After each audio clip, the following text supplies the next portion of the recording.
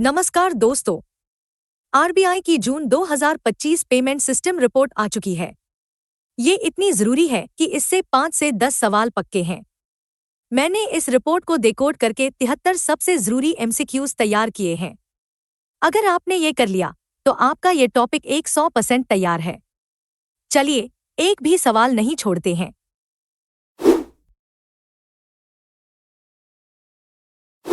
किस payment system को भारत में डिजिटल पेमेंट्स को पूरी तरह बदलने वाला बताया गया है? Which payment system is described as having completely transformed digital payments in India and promoted a diversified and inclusive payments ecosystem? Option A. National Electronic Funds Transfer, NEFT. Option B. Real-time Gross Settlement, RTGS. Option C. Unified Payments Interface, UPI. Option D.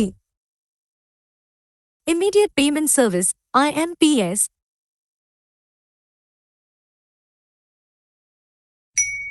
सही जवाब है option C, unified payments interface यानी UPI.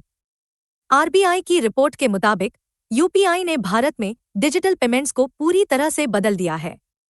इसने एक diversified और inclusive payment ecosystem को बढ़ावा दिया है। आज आप एक छोटे सब्जी वाले से लेकर बड़े मॉल तक हर जगह आसानी से क्यूआर कोड स्कैन करके पेमेंट कर पाते हैं। यह यूपीआई के कारण ही संभव हुआ है। अगला सवाल भारत में पेमेंट सिस्टम्स के कानूनी आधार के बारे में है। भारत में पेमेंट और सेटलमेंट सिस्टम्स के रेगुलेशन का मुख्य कानूनी आधार क्या है? What is the primary legal foundation for the regulation and supervision of payment and settlement systems in India? Option A. The Reserve Bank of India Act, 1934. Option B. The Banking Regulation Act, 1949. Option C. The Payments and Settlement Systems Act, 2007. Option D. The Information Technology Act, 2000. सही जवाब है option C, payments and settlement systems act, 2007। यह कानून, जिसे PSS act भी कहते हैं, भारत में सभी पेमेंट सिस्टम्स के रेगुलेशन और सुपरविजन के लिए कानूनी ढांचा प्रदान करता है। इसी एक्ट के तहत आरबीआई को पेमेंट सिस्टम्स को ऑथराइज और रेगुलेट करने की शक्ति मिली है। सोचिए, यह एक्ट ही वो बुनियाद है जिस पर एनईएफटी, आरटीजीएस और यूपीआई जैसे सिस्टम्स का सुरक्षित संचालन टिका है। पीएसएस एक्ट में हाल ही में एक बड़ा बदलाव हुआ है। अगला सवाल उसी पर है। पीएसएस एक्ट 2007 में संशोधन के बाद मई 2025 से बीपीएसएस की जगह किस एंटिटी ने ली है? Following an amendment to the PSS Act, 2007, which entity replaced the erstwhile Board for Regulation and Supervision of Payment and Settlement Systems, BPSS, effective May 2025? Option A. The National Payments Corporation of India, NPCI. Option B. The Payments Regulatory Board, PRB. Option C. The Financial Stability and Development Council, FSDC. Option D. The Digital Payments Committee, DPC.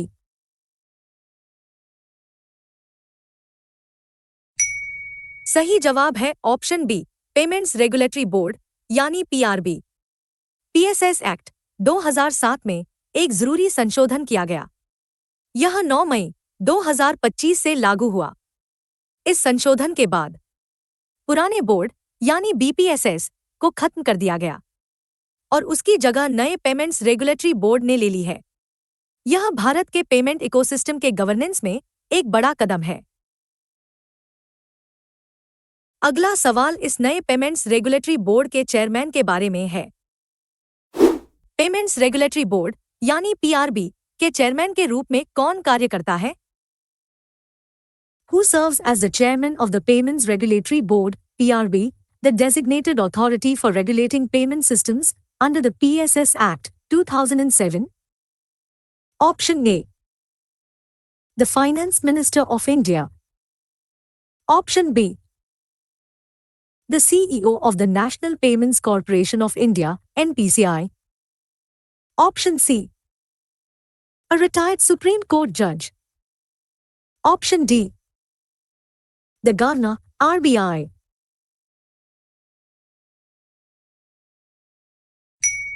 सही जवाब है option D, RBI के governor.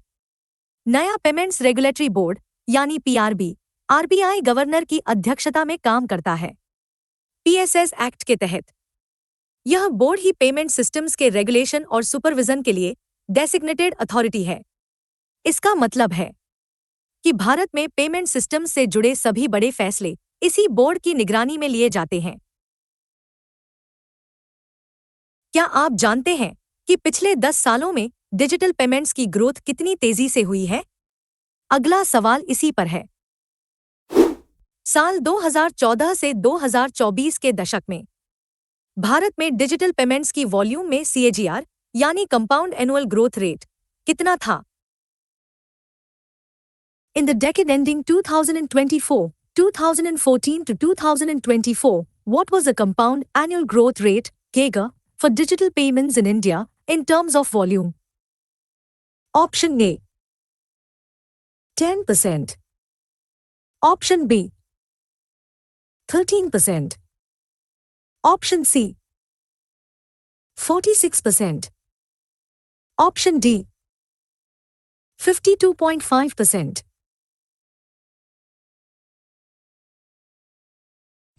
सही जवाब है option D, 52.5%। यह एक बहुत बड़ी ग्रोथ है। 2014 से 2024 तक के 10 सालों में डिजिटल पेमेंट्स की संख्या यानी वॉल्यूम हर साल औसतन 52.5% की दर से बढ़ी है। हालांकि इसी पीरियड में वैल्यू यानी रकम के हिसाब से ग्रोथ 13% सीएजीआर थी।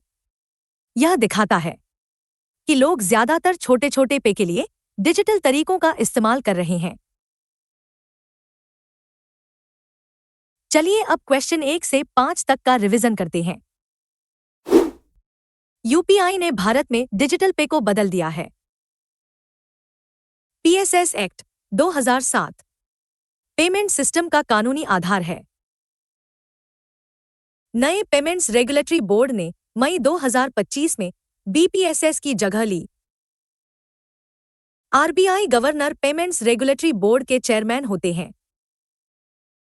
डिजिटल पेमेंट वॉल्यूम का सीएजीआर 52.5% था। भारत के आरटीजीएस सिस्टम के विकास में एक प्रमुख मील का पत्थर क्या है? Which of the following is identified as a major milestone in the evolution of India's real-time gross settlement (RTGS) system? Option A. Adoption of the ISO 2002 message standard. Option B.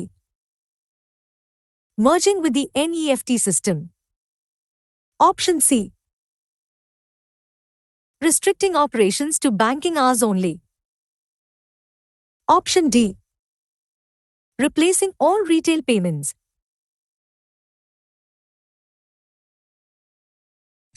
सही जवाब है ऑप्शन ए, ISO 2022 message standard को अपनाना। RTGS के विकास में कई बड़े कदम उठाए गए हैं। इनमें से एक है इसे 24 घंटे, 7 दिन, 365 दिन उपलब्ध कराना। और दूसरा बड़ा कदम है ISO 2022 मैसेज स्टैंडर्ड को अपनाना। यह एक ग्लोबल स्टैंडर्ड है जो ट्रांजैक्शंस को ज्यादा कुशल और डेटा रिच बनाता है। अगला सवाल यूपीआई और क्रॉस बॉर्डर पेमेंट्स से जुड़ा है। क्रॉस बॉर्डर पेमेंट्स को बेहतर बनाने के लिए यूपीआई से जुड़ा आरबीआई का मुख्य इनिशिएटिव क्या है? What is a key Reserve Bank of India initiative related to the Unified Payments Interface (UPI) aimed at improving cross-border payments? Option A. Interlinking UPI with fast payment systems globally. Option B. restricting UPI usage to domestic transactions only. Option C. Replacing the domestic RuPay card network with UPI. Option D. Mandating UPI for all import-export settlements.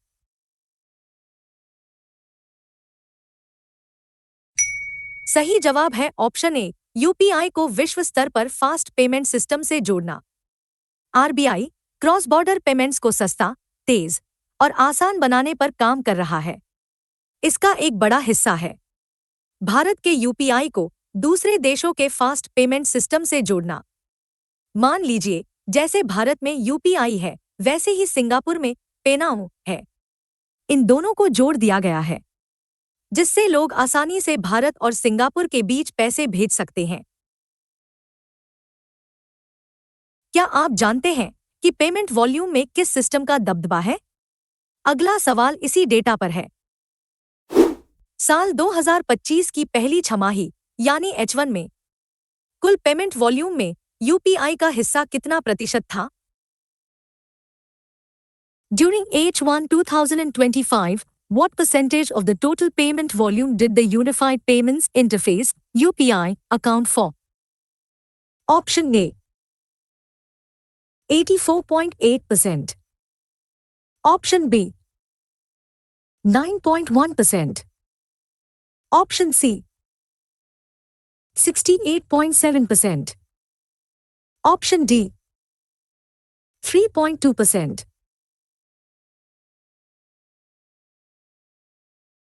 सही जवाब है option ए, 84.8%। 2025 की पहली छमाही में भारत में हुए कुल डिजिटल पेमेंट्स की गिनती यानी वॉल्यूम में अकेले यूपीआई का हिस्सा लगभग 85% था। यह दिखाता है कि रोजमर्रा के छोटे बड़े पे के लिए लोग सबसे ज्यादा यूपीआई का ही इस्तेमाल करते हैं। अगर कोई ग्राहक दिन में 5 बार पेमेंट करता है तो संभावना है कि उसमें से 4 बार वह यूपीआई यूज कर रहा है। हमने वॉल्यूम की बात की, लेकिन वैल्यू यानी रकम के हिसाब से कौन सा सिस्टम सबसे आगे है? साल 2025 की पहली छमाही यानी H1 में कुल पेमेंट वैल्यू में आरटीजीएस सिस्टम का हिस्सा कितना प्रतिशत था? During H1 2025, what percentage of the total payment value did the real-time gross settlement (RTGS) system account for? Option A. 68.7%. Option B. 15.1%. Option C. 9.1%. Option D. 0.1%.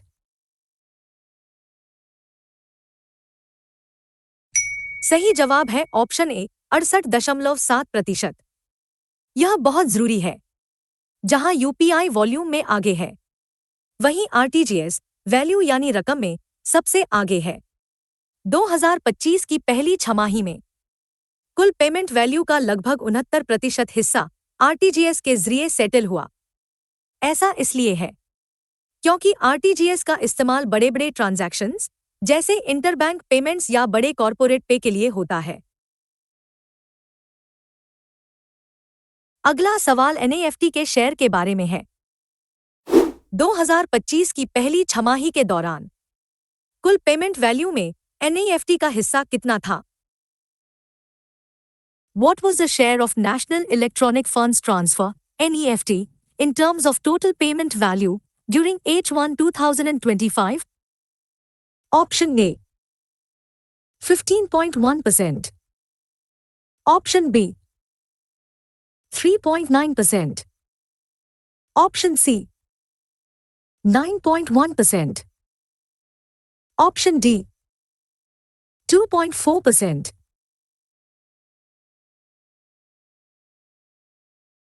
सही जवाब है ऑप्शन ए, 15.1%। 2025 की पहली छमाही में पेमेंट वैल्यू के मामले में आरटीजीएस पहले नंबर पर था लगभग 69% के साथ, और एनईएफटी दूसरे नंबर पर था जिसका हिस्सा 15.1% था। एनईएफटी का इस्तेमाल रिटेल और कॉर्पोरेट दोनों तरह के पे के लिए होता है, जो आरटीजीएस की मिनिमम लिमिट से कम होते हैं। अब हम देखेंगे कि कागजाधारित पेमेंट्स का ट्रेंड क्या रहा है। पिछले 3.5 ईयर्स में कागजाधारित इंस्ट्रूमेंट्स जैसे चेक के ट्रांजैक्शन वॉल्यूम में क्या ट्रेंड देखा गया है? What trend was observed in the transaction volume for paper-based instruments, including checks, over the last 3.5 years, from H1-2024 to H1-2025? Option A. A declining trend.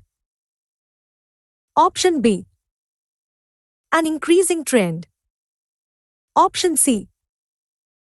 The volume remains static. Option D. The volume decreased in 2024 but increased in 2025.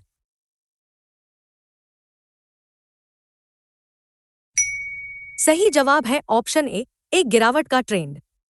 Data के अनुसार paper आधारित instruments जैसे check की transaction volume में लगातार गिरावट आ रही है।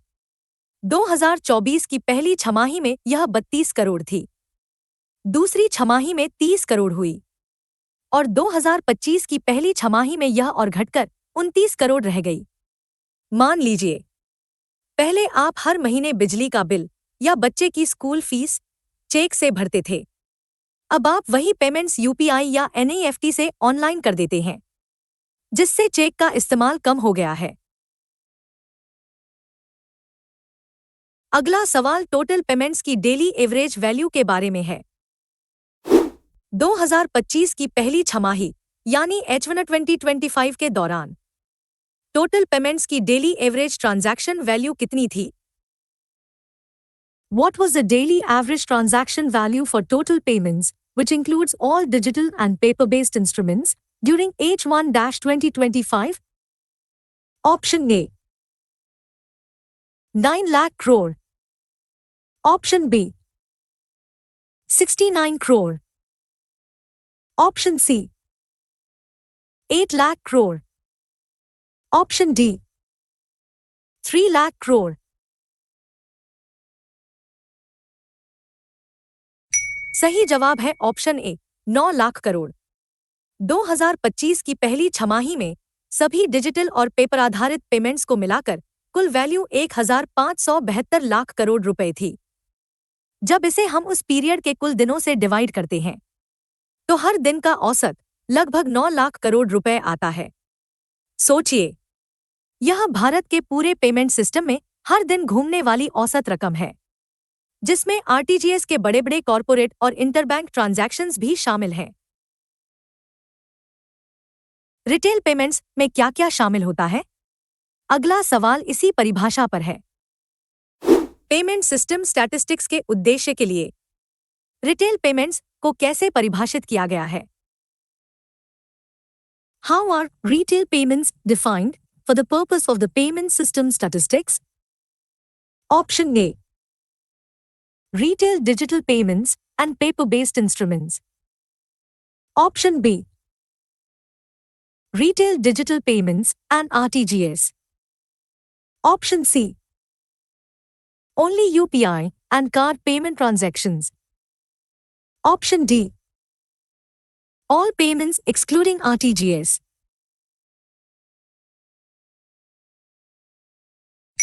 सही जवाब है ऑप्शन ए, रिटेल डिजिटल पेमेंट्स और पेपर आधारित इंस्ट्रूमेंट्स। यह एक जरूरी क्लासिफिकेशन है। जब आरबीआई रिटेल पेमेंट्स की बात करता है, तो इसमें न केवल यूपीआई, आईएमपीएस, कार्ड्स जैसे सभी डिजिटल रिटेल ट्रांजैक्शंस शामिल होते हैं, बल्कि इसमें चेक जैसे पुराने पेपर आधारित इंस्ट्रूमेंट्स भी गिने जाते हैं। आरटीजीएस को इससे अलग होलसेल पेमेंट्स में गिना जाता है। अगला सवाल पेमेंट इंफ्रास्ट्रक्चर के एक खास ट्रेंड के बारे में है। जून 2025 के पेमेंट सिस्टम इंफ्रास्ट्रक्चर डेटा के अनुसार किन दो कैटेगरीज में दिसंबर 2024 की तुलना में गिरावट दर्ज की गई? According to the data on payment system infrastructure as of June 2025, which two categories registered a decline in their outstanding numbers compared to December 2024? Option A. Credit cards and POS terminals. Option B. Debit cards and UPI QR. Option C. PPI wallets and micro ATMs. Option D. Bank-owned ATMs and Bharat QR.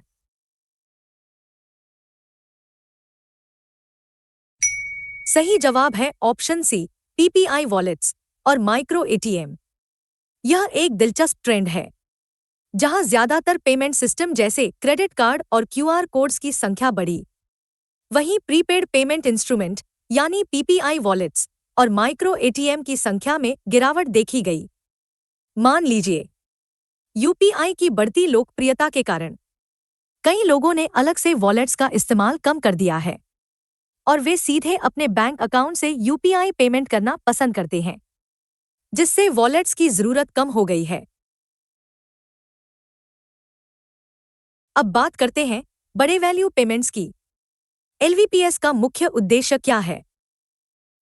Large value payment systems यानी एलवीपीएस, जिन्हें wholesale payment system भी कहते हैं, उनका प्राथमिक उद्देश्य क्या है? What is the primary purpose of large value payment systems, LVPS, also referred to as wholesale payment systems? Option A. To process a high volume of small value retail purchases. Option B.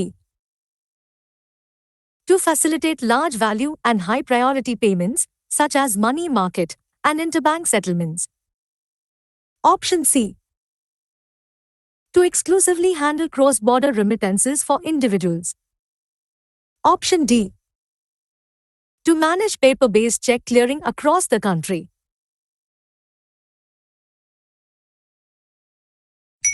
सही जवाब है option B, बड़ी value और high priority वाले payments को सुविधाजनक बनाना। Large value payment systems जैसे कि आरटीजीएस को रोजमर्रा के छोटे छोटे ट्रांजैक्शंस के लिए नहीं बनाया गया है। इनका इस्तेमाल फाइनेंशियल मार्केट्स जैसे मनी मार्केट या सिक्योरिटीज मार्केट और बैंकों के बीच होने वाले बड़े बड़े और जरूरी पे को सेटल करने के लिए होता है। मान लीजिए, एक बैंक को दूसरे बैंक को 1000 करोड़ रुपए तुरंत ट्रांसफर करने हैं। वो इसके लिए रिटेल यूपीआई का नहीं, बल्कि आरटीजीएस जैसे एलवीपीएस का इस्तेमाल करेगा। चलिए अब क्वेश्चन 11 से 15 तक का रिवीजन करते हैं।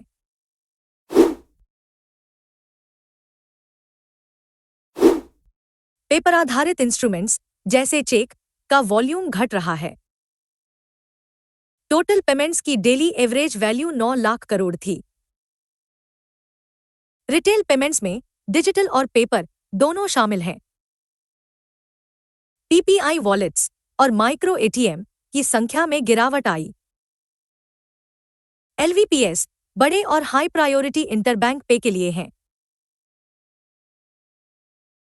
भारत में कौन सी दो संस्थाएं लार्ज वैल्यू पेमेंट सिस्टम्स यानी एलवीपीएस का संचालन करती हैं? In India, which two entities operate the large value payment systems LVPS? Option A. National Payments Corporation of India NPCI and Clearing Corporation of India Limited CCIL. Option B. Reserve Bank of India RBI and National Payments Corporation of India NPCI. Option C. Reserve Bank of India RBI and Clearing Corporation of India Limited CCIL. Option D. All commercial banks and the Ministry of Finance.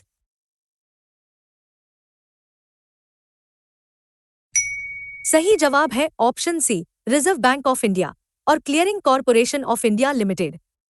Bharat में large value payment systems का संचालन ये दो मुख्य संस्थाएं करती हैं।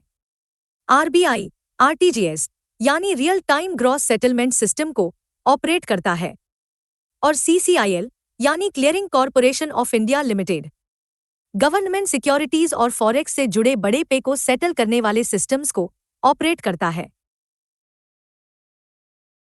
अगला सवाल भारत के primary large value payment system के ओनर के बारे में है। भारत के primary large value payment system real time gross settlement यानी आरटीजीएस का मालिक और ऑपरेटर कौन है? Who is identified as the owner and operator of India's primary large value payment system, the real time gross settlement (RTGS)? Option A. The National Payments Corporation of India (NPCI). Option B. The Clearing Corporation of India Limited (CCIL). Option C. The Reserve Bank of India (RBI). Option D.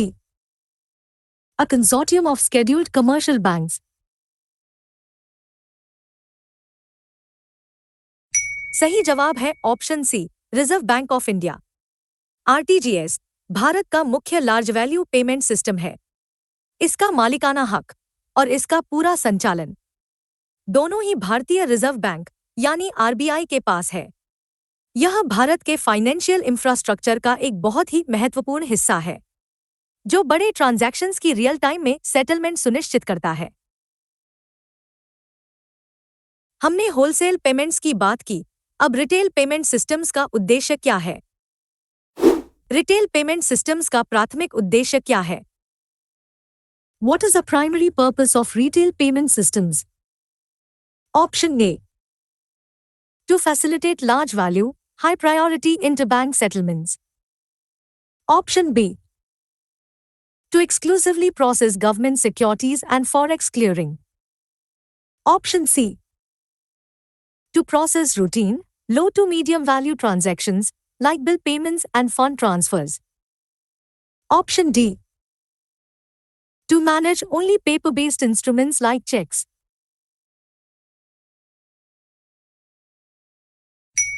सही जवाब है option सी, routine. कम से मध्यम value वाले transactions को process करना। Retail payment systems जैसे UPI, NEFT, IMPS और कार्ड्स आम जनता और बिजनेस द्वारा रोजमर्रा के कामों के लिए इस्तेमाल किए जाते हैं। अगर आप अपना बिजली का बिल भर रहे हैं, किसी दुकान पर पेमेंट कर रहे हैं या अपने दोस्त को 500 रुपए भेज रहे हैं, तो आप एक रिटेल पेमेंट सिस्टम का इस्तेमाल कर रहे हैं। रिटेल पेमेंट सिस्टम्स की एक खास विशेषता होती है। अगला सवाल उसी पर है। रिटेल पेमेंट सिस्टम्स की यह विशेषता है कि वे ट्रांजैक्शंस को कुशलता से हैंडल कर सकते हैं। Retail payment systems are characterized by their ability to handle transactions efficiently. Option A. Low volumes of. Option B. Large volumes of. Option C. Only high value. Option D. Only cross border.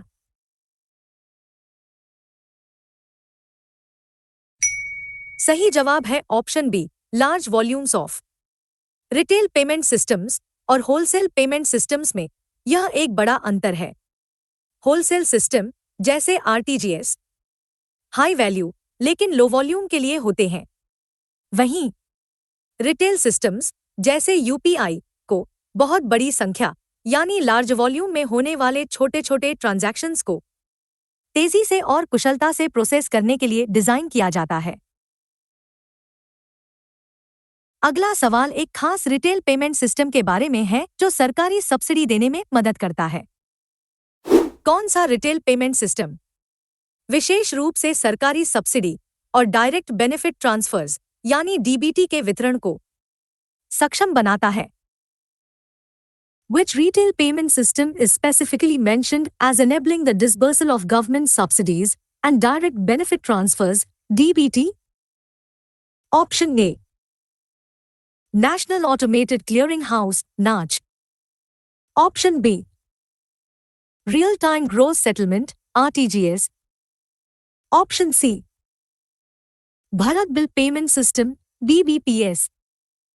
Option D. Immediate Payment Service (IMPS).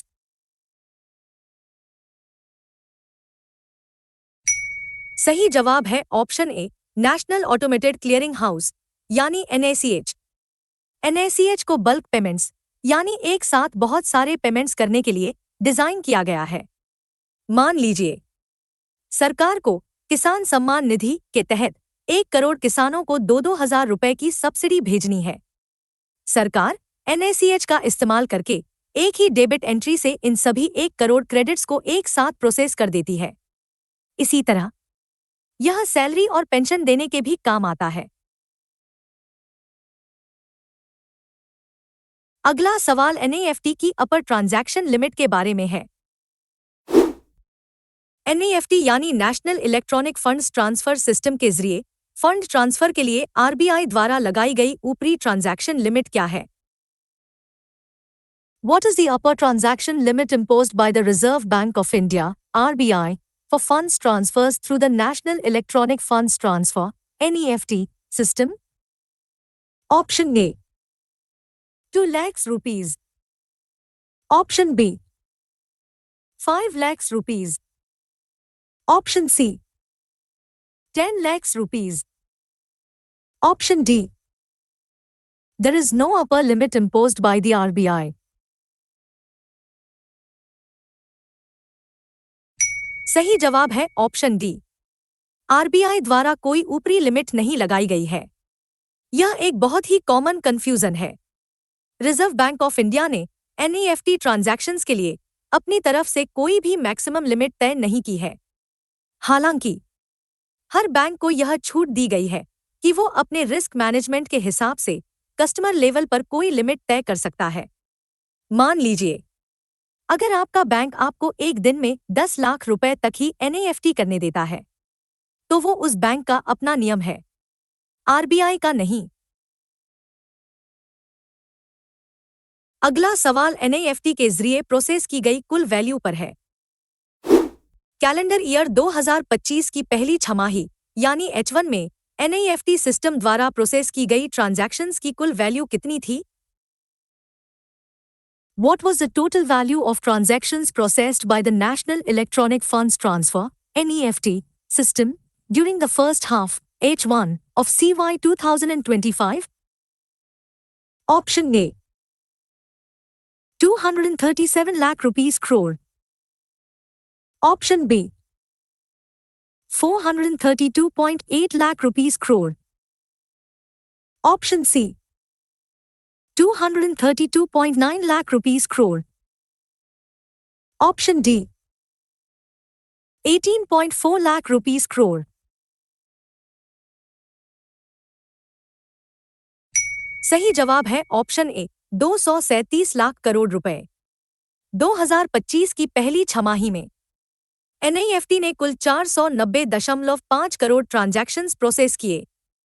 इन सभी transactions की कुल मिलाकर value 237 lakh crore रुपए थी। यह आंकड़ा NEFT को value के हिसाब से भारत का दूसरा सबसे बड़ा पेमेंट सिस्टम बनाता है, जो सिर्फ RTGS से पीछे है। अगला सवाल UPI ट्रांजैक्शंस की वॉल्यूम यानी गिनती के बारे में है। कैलेंडर ईयर 2025 की पहली छमाही यानी H1 में UPI ट्रांजैक्शंस की कुल वॉल्यूम कितनी दर्ज की गई? What was the total volume of Unified Payments Interface (UPI) transactions recorded in the first half H1 of CY 2025? Option A 10,637 crore. Option B 17,221 crore. Option C 7,897 crore. Option D 1,079 crore.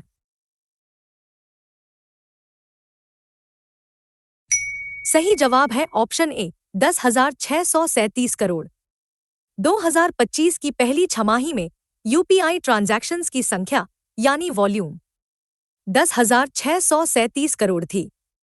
यह दिखाता है कि UPI का इस्तेमाल कितनी ज्यादा तादाद में हो रहा है। अगर कोई ग्राहक हर रोज सिर्फ चाय नाश्ते के लिए भी UPI यूज करता है तो वो महीने में 60 से ज्यादा ट्रांजैक्शन कर रहा है।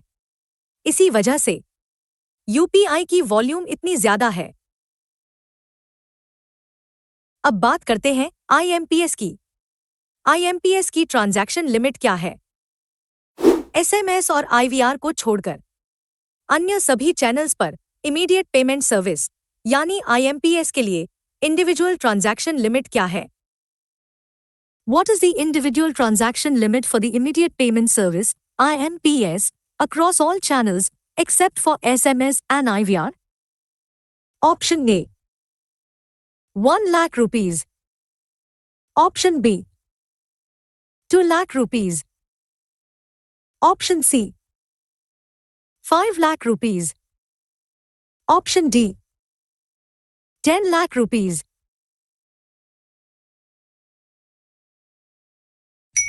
सही जवाब है ऑप्शन सी 5 लाख रुपए। IMPS के जरिए आप 24 घंटे तुरंत पैसे ट्रांसफर कर सकते हैं। मोबाइल बैंकिंग या इंटरनेट बैंकिंग जैसे चैनल्स का इस्तेमाल करके एक बार में ज्यादा से ज्यादा 5 लाख रुपए तक ट्रांसफर किए जा सकते हैं। पहले यह लिमिट कम थी, लेकिन RBI ने इसे बढ़ाकर 5 लाख रुपए कर दिया था, ताकि लोग बड़े पे के लिए भी इसका इस्तेमाल कर सकें।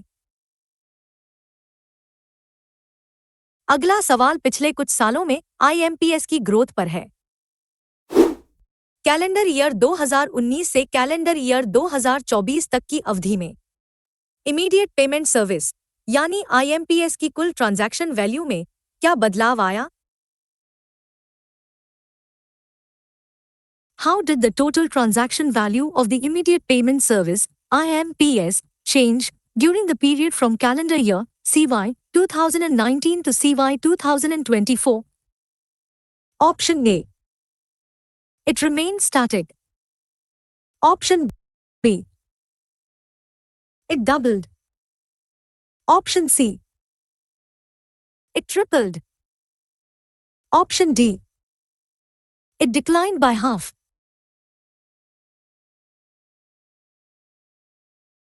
सही जवाब है ऑप्शन सी, यह 3 गुना हो गया। डेटा से पता चलता है कि IMPS की लोकप्रियता काफी बढ़ी है। 2019 में IMPS के जरिए कुल 21.8 लाख करोड़ रुपए के ट्रांजैक्शन हुए थे। 2024 तक यह आंकड़ा बढ़कर 70.7 लाख करोड़ रुपए हो गया, जो कि लगभग 3 गुने से भी ज्यादा की बढ़ोतरी है। यह दिखाता है कि ज्यादा से ज्यादा लोग इंस्टेंट 24 घंटे चलने वाले फंड ट्रांसफर पर भरोसा कर रहे हैं। चलिए अब क्वेश्चन 21 से 25 तक का रिवीजन करते हैं। RBI ने NEFT के लिए कोई ऊपरी लिमिट नहीं रखी है। NEFT ने H1 2025 में 237 लाख करोड़ प्रोसेस किए। UPI की वॉल्यूम H1 2025 में 10,637 करोड़ थी। IMPS की ट्रांजैक्शन लिमिट 5 लाख रुपए है। IMPS की वैल्यू 2019 से 24 तक 3 गुना हो गई। आधार एनेबल्ड पेमेंट सिस्टम यानी APS क्या है? What is the Aadhaar enabled payment system APS? Option A.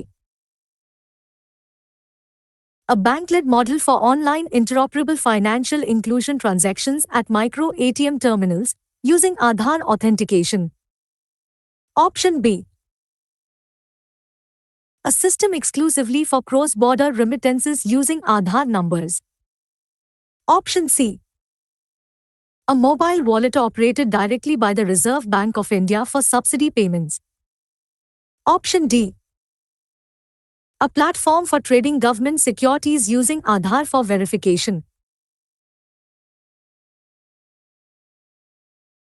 सही जवाब है ऑप्शन ए। APS एक बैंक लेड मॉडल है जो फाइनेंशियल इंक्लूजन यानी वित्तीय समावेशन के लिए बनाया गया है। यह बिजनेस कॉरेस्पॉन्डेंट के पास मौजूद माइक्रो ATM टर्मिनल्स पर काम करता है। मान लीजिए गांव में किसी को अपने बैंक खाते से पैसे निकालने हैं, लेकिन ब्रांच बहुत दूर है।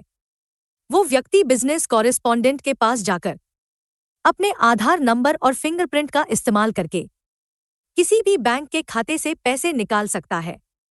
यही APS है। अगला सवाल NACH यानी NACH के ट्रांजैक्शन टाइप्स के बारे में है।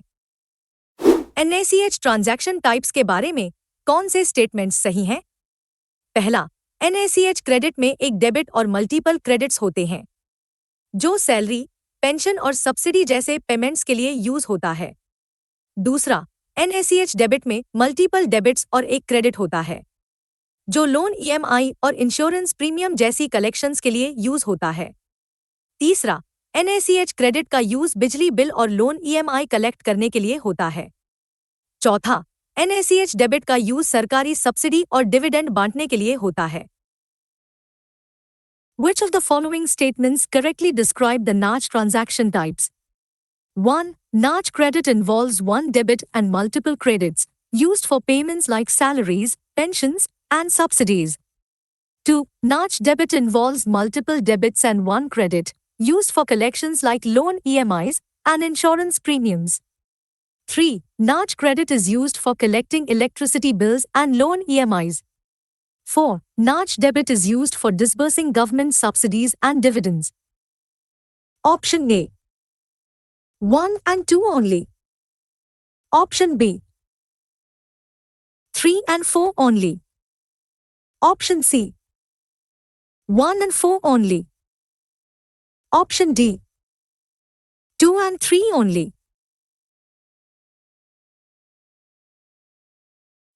सही जवाब है ऑप्शन ए, यानी सिर्फ पहला और दूसरा स्टेटमेंट सही है। NACH credit one two many होता है। मान लीजिए एक कंपनी को 100 एम्प्लॉयज को सैलरी देनी है।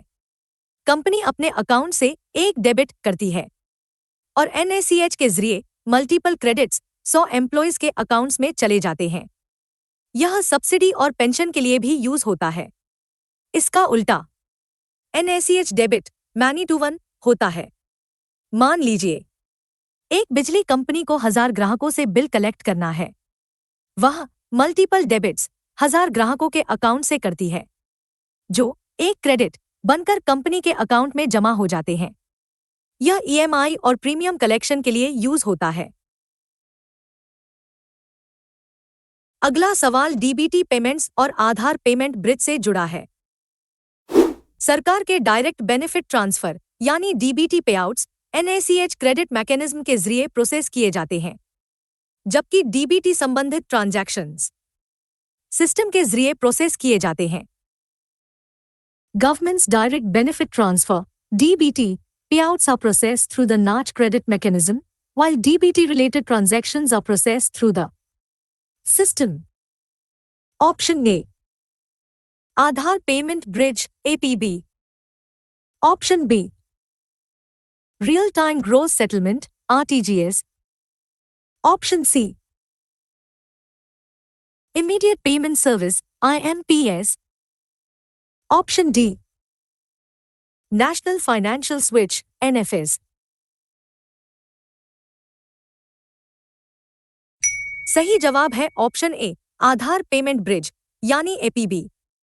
यह दोनों सिस्टम्स मिलकर काम करते हैं। NACH क्रेडिट एक ब्रॉड मैकेनिज्म है, जिसका इस्तेमाल सरकार DBT पेआउट्स के लिए करती है। लेकिन जब यह DBT ट्रांजैक्शन सीधे लाभार्थी के आधार नंबर से जुड़े बैंक अकाउंट में भेजे जाते हैं, तो इस लिंकिंग और रूटिंग को आधार पेमेंट ब्रिज यानी APB सिस्टम मैनेज करता है। APB यह सुनिश्चित करता है कि पैसा सही व्यक्ति के सही लेटेस्ट आधार लिंक्ड अकाउंट में पहुंचे। अगला सवाल टोल पेमेंट्स में इस्तेमाल होने वाली टेक्नोलॉजी पर है। नेशनल इलेक्ट्रॉनिक टोल कलेक्शन यानी NETC सिस्टम टोल प्लाजा पर बिना रुके इलेक्ट्रॉनिक पेमेंट करने के लिए किस टेक्नोलॉजी का उपयोग करता है? What technology does the National Electronic Toll Collection (NETC) system use to enable electronic payments at toll plazas without the vehicle stopping? Option A, Radio Frequency Identification (RFID). Option B, Quick Response QR code. Option C, Near Field Communication (NFC). Option D, Biometric Authentication.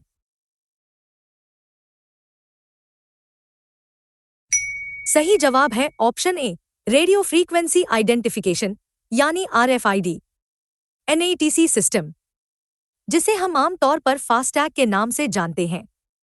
RFID technology पर काम करता है। हर गाड़ी पर एक FASTag sticker लगा होता है, जिसमें एक RFID चिप होती है। जब गाड़ी टोल प्लाजा से गुजरती है, तो वहां लगे स्कैनर इस चिप को रेडियो तरंगों से पढ़ते हैं और टोल अमाउंट फास्टैग से जुड़े प्रीपेड अकाउंट से अपने आप कट जाता है।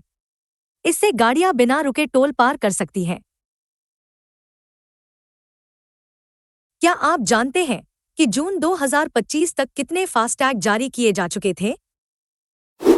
जून 2025 तक कुल कितने आउटस्टैंडिंग फास्टैग्स जारी किए गए थे? What was the total number of outstanding FASTags issued as of June 2025? Option A, 11.11 crore. Option B, 52 lakh. Option C, 8.8 crore. Option D, 1,782. सही जवाब है ऑप्शन ए, 11.11 करोड़। फास्टैग की ग्रोथ बहुत तेजी से हुई है। जून 2019 में जहां सिर्फ 52 लाख फास्टैग्स जारी हुए थे, वहीं जून 2025 तक यह संख्या बढ़कर 11.11 करोड़ हो गई। यह दिखाता है कि भारत में टोल कलेक्शन लगभग पूरी तरह से इलेक्ट्रॉनिक और ऑटोमेटेड हो चुका है। चलिए अब क्वेश्चन 26 से 30 तक का रिवीजन करते हैं। जून 2025 तक नेशनल इलेक्ट्रॉनिक टोल कलेक्शन यानी NETC इंफ्रास्ट्रक्चर में कितने टोल प्लाजा को ऑनबोर्ड किया गया था? How many toll plazas were on board to the National Electronic Toll Collection (NETC) infrastructure as of June 2025? Option A, 1,782. Option B, 505. Option C, 1,250. Option D, 837.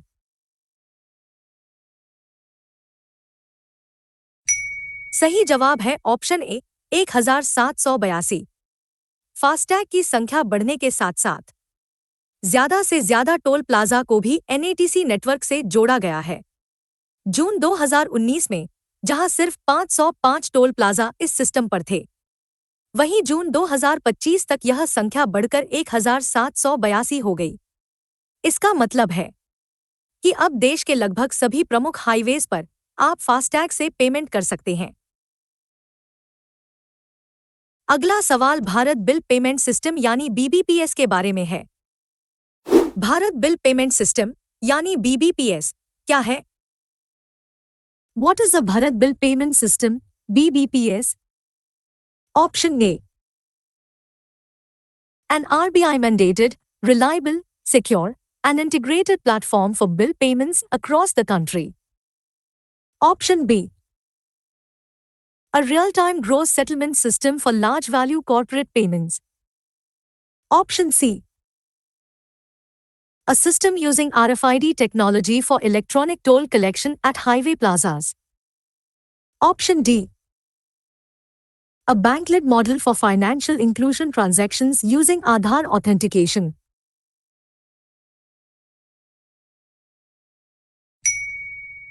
सही जवाब है option ए, BBPS यानी Bharat bill payment system. RBI द्वारा mandate किया गया एक integrated platform है। इसे पूरे देश में बिल पेमेंट्स को आसान, भरोसेमंद और सुरक्षित बनाने के लिए लॉन्च किया गया था। मान लीजिए, पहले आपको बिजली का बिल भरने के लिए बिजली कंपनी की वेबसाइट पर और पानी का बिल भरने के लिए जल बोर्ड की वेबसाइट पर जाना पड़ता था। अब BBPS के जरिए आप अपने किसी भी बैंकिंग ऐप या पेमेंट ऐप से ये सारे बिल एक ही जगह पर भर सकते हैं। अगला सवाल यह है कि BBPS को ऑपरेट कौन करता है? भारत बिल पेमेंट सिस्टम यानी BBPS का संचालन कौन सी संस्था करती है? Which entity operates the Bharat Bill Payment System (BBPS)? Option A. NPCI Bharat Bill Pay Limited, NBBL. Option B. The Reserve Bank of India, RBI. Option C. The Clearing Corporation of India Limited, CCIL.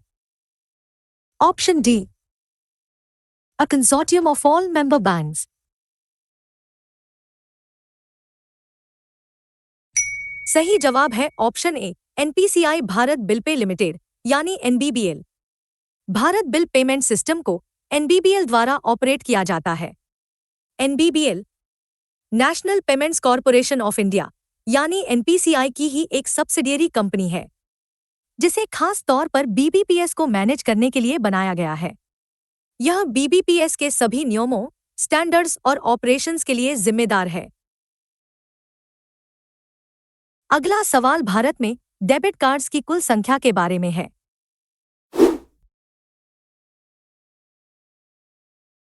जून 2025 तक भारत में कुल कितने outstanding debit cards थे? As of June 2025, what was the total number of outstanding debit cards in India? Option A. 100.52 crore. Option B. 11.12 crore. Option C. 111.64 crore. Option D. 86.8 crore.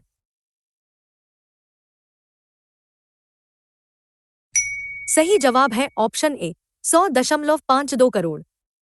जून 2025 तक भारत में कुल 111.64 crore payment cards थे। इनमें से बड़ा हिस्सा debit cards का था, जिनकी संख्या 100.52 करोड़ थी। बाकी बचे 11.12 करोड़ क्रेडिट कार्ड्स थे। यह दिखाता है कि भारत में ज्यादातर लोगों के पास डेबिट कार्ड्स हैं, जो उनके बैंक अकाउंट से सीधे लिंक्ड होते हैं। अगला सवाल क्रेडिट कार्ड ट्रांजैक्शंस की वैल्यू पर है। कैलेंडर ईयर 2024 में क्रेडिट कार्ड ट्रांजैक्शंस की कुल वैल्यू कितनी दर्ज की गई? What was the total value of credit card transactions recorded in calendar year CY 2024? Option A. 20.4 lakh rupees crore. Option B. 7.1 lakh rupees crore. Option C. 11.1 lakh rupees crore. Option D. 10.76 lakh rupees crore.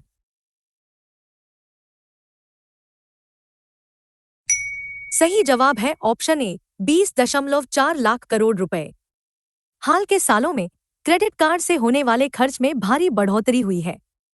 साल 2019 में credit card transactions की कुल value सिर्फ 7.1 लाख करोड़ रुपए थी, लेकिन 2024 तक यह बढ़कर 20.4 लाख करोड़ रुपए हो गई।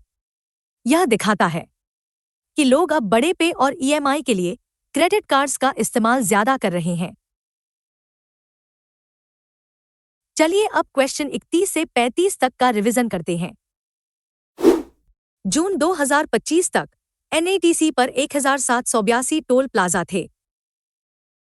बीबीपीएस बिल पेमेंट्स के लिए एक इंटीग्रेटेड प्लेटफॉर्म है। बीबीपीएस को NPCI Bharat bill pay limited operate करता है। जून 2025 तक 100.52 करोड़ डेबिट कार्ड्स थे। क्रेडिट कार्ड ट्रांजैक्शन वैल्यू 2024 में 20.4 लाख करोड़ थी। किस बैंक ग्रुप के आउटस्टैंडिंग क्रेडिट कार्ड्स के शेयर में जून 2020 से जून 2025 के बीच बड़ी गिरावट देखी गई? Which bank group experienced a steep decline in its share of outstanding credit cards from 11.7% in June 2020 to 4.1% in June 2025? Option A. Private sector banks. Option B. Public sector banks. Option C. Foreign banks. Option D. Small finance banks. सही जवाब है option सी, foreign banks. पिछले कुछ सालों में credit card market में बड़ा बदलाव आया है। फॉरेन बैंक्स यानी विदेशी बैंकों का मार्केट शेयर, जो जून 2020 में 11.7% था, वो जून 2025 तक तेजी से घटकर सिर्फ 4.1% रह गया। इसका एक बड़ा कारण कुछ विदेशी बैंकों का भारत में अपना रिटेल बिजनेस बेचना भी है, जैसे कि सिटी बैंक ने अपना बिजनेस एक्सिस बैंक को बेच दिया। अगला सवाल प्राइवेट सेक्टर बैंकों के क्रेडिट कार्ड मार्केट शेयर पर है। जून 2025 तक आउटस्टैंडिंग क्रेडिट कार्ड्स में प्राइवेट सेक्टर बैंकों का मार्केट शेयर कितना था? What was the market share of private sector banks in outstanding credit cards as of June 2025? Option A, 70.8%. Option B, 24.1%. Option C, 4.1%. Option D, 65.8%. सही जवाब है option ए, 70.8%। जहां विदेशी बैंकों का शेयर गिरा, वहीं प्राइवेट सेक्टर बैंकों ने अपनी पकड़ और मजबूत कर ली। प्राइवेट सेक्टर बैंकों का मार्केट शेयर, जो जून 2020 में 65.8% था, वो जून 2025 तक बढ़कर 70.8% हो गया। यह दिखाता है कि क्रेडिट कार्ड मार्केट में प्राइवेट बैंकों का दबदबा है और वे लगातार एग्रेसिव तरीके से अपना कस्टमर बेस बढ़ा रहे हैं। हमने क्रेडिट कार्ड्स की बात की, लेकिन डेबिट कार्ड ट्रांजैक्शंस का ट्रेंड क्या रहा है? कैलेंडर ईयर 2019 से कैलेंडर ईयर 2024 तक डेबिट कार्ड ट्रांजैक्शंस में क्या ट्रेंड देखा गया? What trend was observed in debit card transactions from calendar year CY 2019 to CY 2024? Option A, a decline in both volume and value. Option B, an increase in both volume and value. Option C, a decline in volume but an increase in value. Option D, an increase in volume but a decline in value. सही जवाब है option ए, volume और value दोनों में गिरावट। यह एक बहुत ही जरूरी ट्रेंड है, जो क्रेडिट कार्ड से बिल्कुल उल्टा है। साल 2019 से 2024 के बीच डेबिट कार्ड से होने वाले ट्रांजैक्शंस की संख्या, वॉल्यूम और रकम, वैल्यू दोनों में कमी आई है। मान लीजिए, पहले लोग छोटी मोटी शॉपिंग के लिए डेबिट कार्ड स्वाइप करते थे। अब उन सभी पेमेंट्स के लिए लोग ज्यादातर यूपीआई का इस्तेमाल कर रहे हैं, जिससे डेबिट कार्ड का यूज कम हो गया है। अगला सवाल डेबिट कार्ड स्पेस में दबदबे वाले बैंक ग्रुप के बारे में है। कौन सा bank group debit card space में हावी है और जून 2025 तक 63.5% आउटस्टैंडिंग कार्ड्स पर उसका कब्जा था, भले ही उसका मार्केट शेयर 2020 से कम हुआ हो? Which bank group dominates the debit card space, holding 63.5% of outstanding cards as of June 2025, even though its market share has declined since 2020? Option A, private sector banks. Option B, public sector banks. Option C, foreign banks. Option D, small finance banks. सही जवाब है option B, public sector banks. Debit card market में public sector banks यानी सरकारी बैंकों का दबदबा है। जून 2025 तक कुल डेबिट कार्ड्स में से 63.5% इन्हीं बैंकों के थे। हालांकि 2020 में उनका शेयर 70.6% था, जो अब थोड़ा कम हुआ है। इसका मुख्य कारण है कि ज्यादातर सेविंग्स अकाउंट, खास तौर पर जनधन योजना जैसे अकाउंट्स, सरकारी बैंकों में हैं और हर अकाउंट के साथ एक डेबिट कार्ड, जैसे रुपे कार्ड, जारी किया जाता है। अगला सवाल कार्ड नफाइल टोकनाइजेशन यानी COFT पर है। साल 2021 में रिजर्व बैंक द्वारा शुरू किए गए कार्ड नफाइल टोकनाइजेशन यानी COFT का मुख्य काम क्या है? What is the primary function of card on file tokenization, COFT, as introduced by the Reserve Bank of India in 2021? Option A. It replaces actual card details with a unique token to enhance transaction security. Option B. It allows users to store multiple cards in a single physical device. Option C. It enables offline payment transactions using a debit card. Option D. It consolidates all card network arrangements into one platform.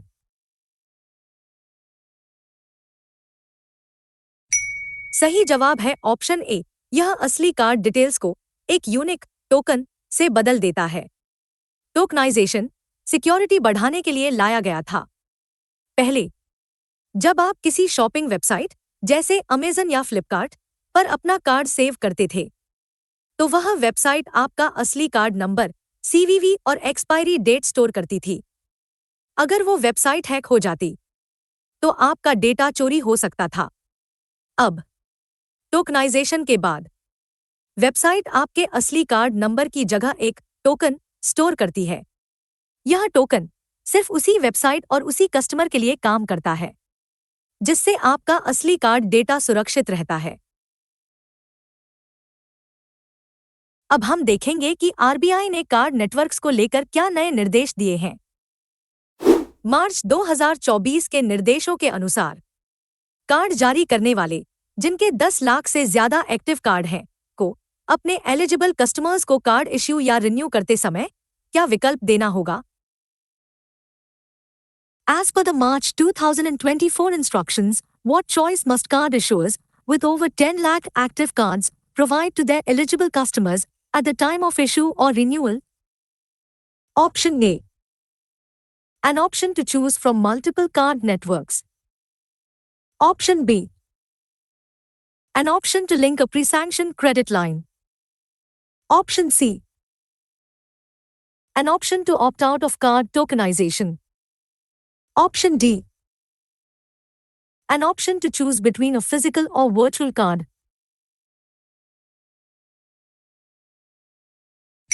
सही जवाब है option ए, कई card networks में से चुनने का विकल्प। RBI ने यह कदम कस्टमर चॉइस को बढ़ाने के लिए उठाया है। पहले जब बैंक आपको कार्ड देता था, तो वो खुद ही तय करता था कि यह वीजा, मास्टरकार्ड या रुपे पर होगा। लेकिन मार्च 2024 के निर्देश के बाद बड़े कार्ड जारी करने वालों को जिनके 10 लाख से ज्यादा कार्ड हैं, कस्टमर को यह विकल्प देना होगा कि वे उपलब्ध नेटवर्क्स में से खुद चुन सकें। मान लीजिए बैंक के पास रुपे और वीजा दोनों का टाई अप है, तो वह आपको पूछेगा कि आप कौन सा नेटवर्क लेना पसंद करेंगे। अगला सवाल पेमेंट्स इंफ्रास्ट्रक्चर डेवलपमेंट फंड यानी PIDF के उद्देश्य पर है। जनवरी 2021 में पेमेंट्स इंफ्रास्ट्रक्चर डेवलपमेंट फंड यानी PIDF लॉन्च करने का मुख्य उद्देश्य क्या था? What was the primary objective of launching the Payments Infrastructure Development Fund (PIDF) in January 2021? Option A. To boost payment acceptance in Tier 3 to 6 centers, the Northeastern region, and Jammu and Kashmir. Option B. To fund the development of the UPI Lite offline payment system. Option C. To provide subsidies for e-mandates on recurring transactions. Option D. To finance the expansion of the trade receivables e-discounting system, TReDS.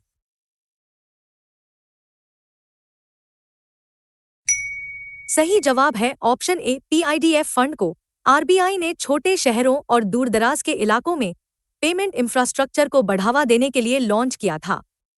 इसका मुख्य focus tier 3 से tier 6 centres, north east राज्यों और जम्मू कश्मीर पर था।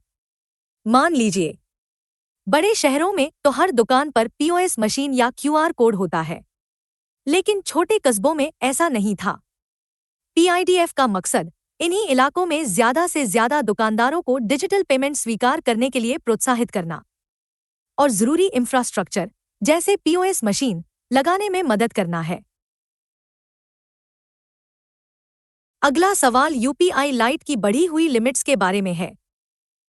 UPI light के इस्तेमाल को बढ़ावा देने के लिए दिसंबर 2024 में प्रति ट्रांजैक्शन और टोटल लिमिट को बढ़ाकर कितना कर दिया गया? To encourage the use of UPI Lite, what were the per transaction and total limits enhanced to in December 2024? Option A, 1000 rupees per transaction limit and 5000 rupee total limit. Option B, 500 rupees per transaction limit and 2000 rupee total limit. Option C, 2000 rupees per transaction limit and 1 lakh rupee total limit. Option D, 5000 rupees per transaction limit and 15,000 rupee total limit.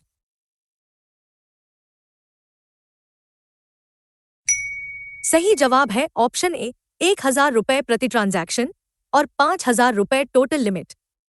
UPI light को छोटे छोटे पे के लिए बनाया गया है, जो बिना पिन डाले और अक्सर बिना इंटरनेट के भी हो जाते हैं।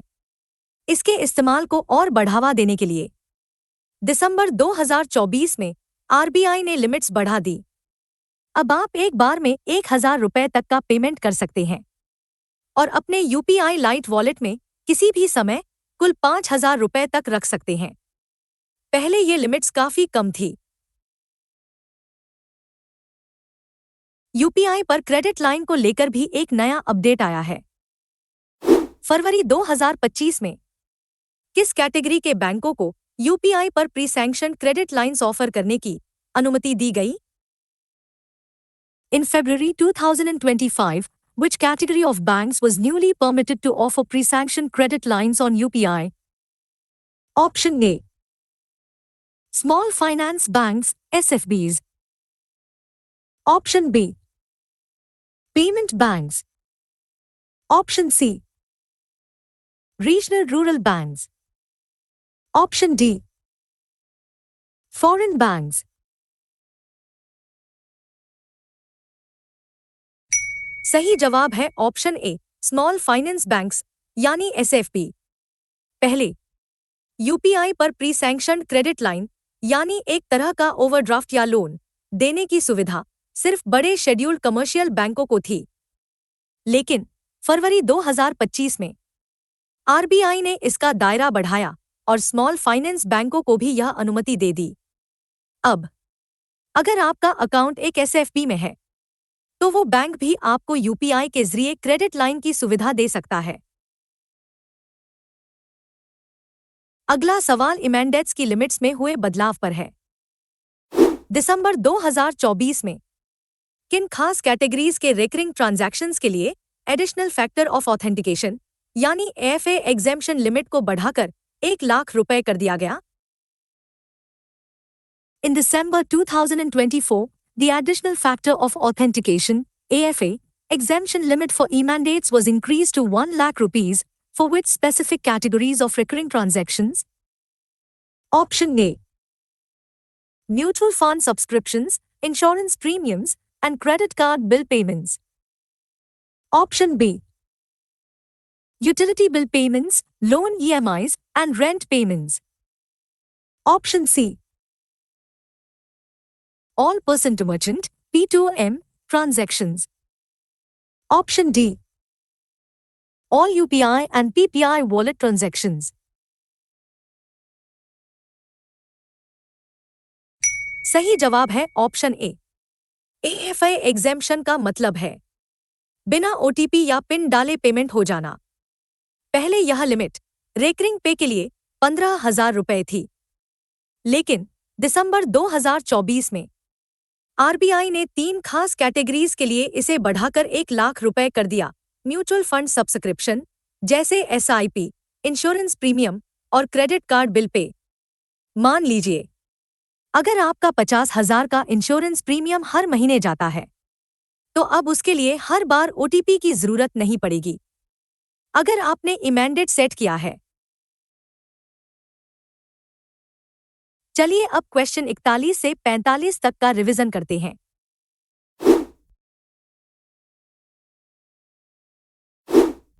बड़े कार्ड जारी करने वालों को नेटवर्क चुनने का विकल्प देना होगा। पीआईडीएफ टियर 3-6 सेंटर्स में पेमेंट इंफ्रा के लिए लॉन्च हुआ। यूपीआई लाइट की लिमिट 1,000 और 5,000 रुपए हो गई। स्मॉल फाइनेंस बैंक्स को यूपीआई पर क्रेडिट लाइन की मंजूरी मिली। इमेंडेड की एएफए छूट अब 1,00,000 रुपए है। 2025 की पहली छमाही में हुए एक बड़े रेगुलेटरी डेवलपमेंट के मुताबिक यूपीआई ट्रांजैक्शन लिमिट्स के संबंध में क्या बदलाव किया गया? As a major regulatory development in H1 2025, what change was made regarding UPI transaction limits? Option A. NPCI was permitted to prescribe and revise limits for all P2M transactions. Option B. P2P transaction limits were increased to 5 lakh rupees. Option C. All P2M transaction limits were capped at 1 lakh rupees. Option D. P2P limits were removed, but P2M limits were capped.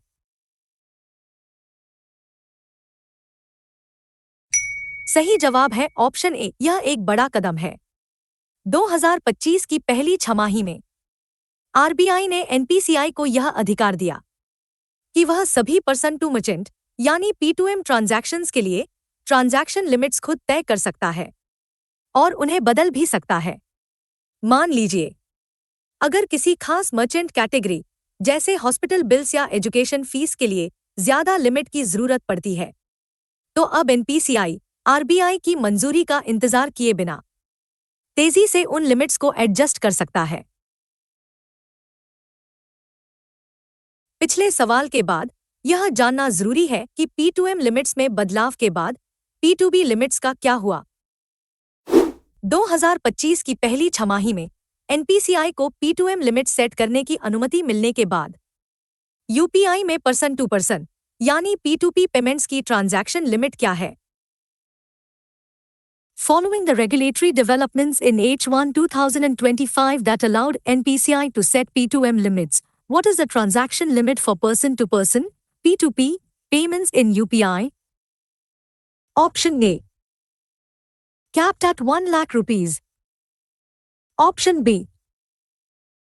Capped at 5 lakh rupees. Option C.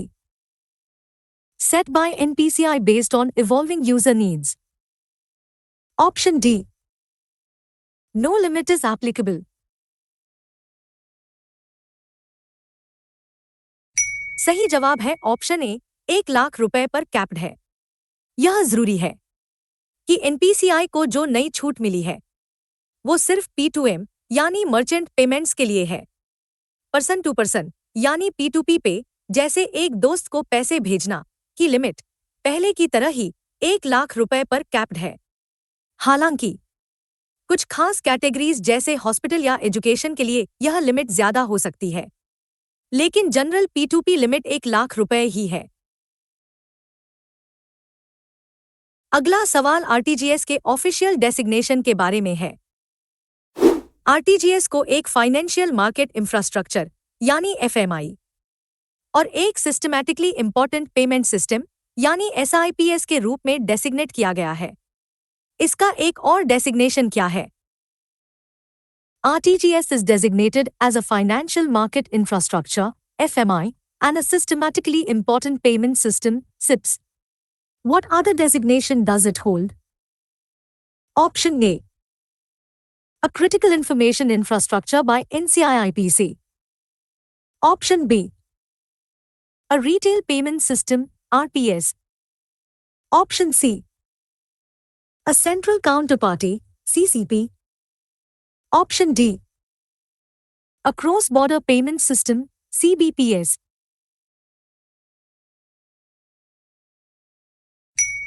सही जवाब है option ए RTGS. Bharat के financial system के लिए बहुत जरूरी है, इसीलिए इसे कई हाई लेवल डेसिग्नेशन दिए गए हैं। यह एक एफएमआई है और एक एसआईपीएस है। इसके अलावा एनसीआईआईपीसी यानी national information infrastructure protection centre ने भी आरटीजीएस को एक क्रिटिकल इंफॉर्मेशन इंफ्रास्ट्रक्चर का दर्जा दिया है।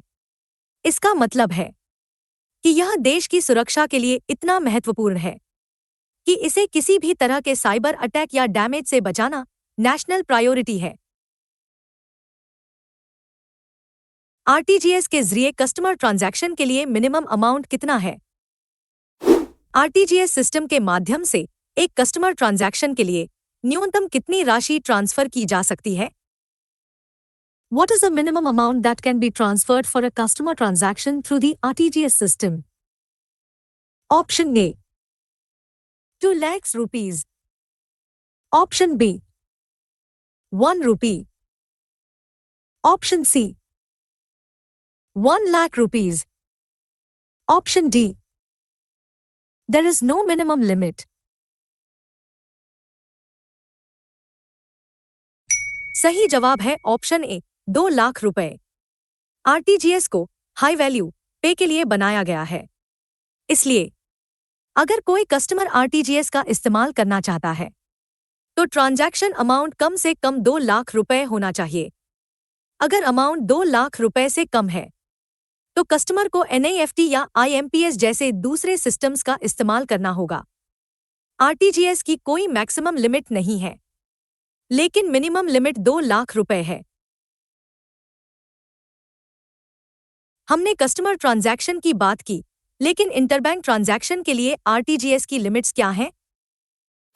आरटीजीएस सिस्टम के भीतर इंटरबैंक ट्रांजैक्शंस के लिए मिनिमम और मैक्सिमम लिमिट्स क्या हैं? What are the minimum and maximum limits for interbank transactions within the RTGS system? Option A. There are no minimum or maximum limits. Option B. Minimum to lakhs rupees, no maximum limit. Option C. Minimum to lakhs rupees, maximum 10 crore rupees. Option D. No minimum limit, maximum 50 crore rupees.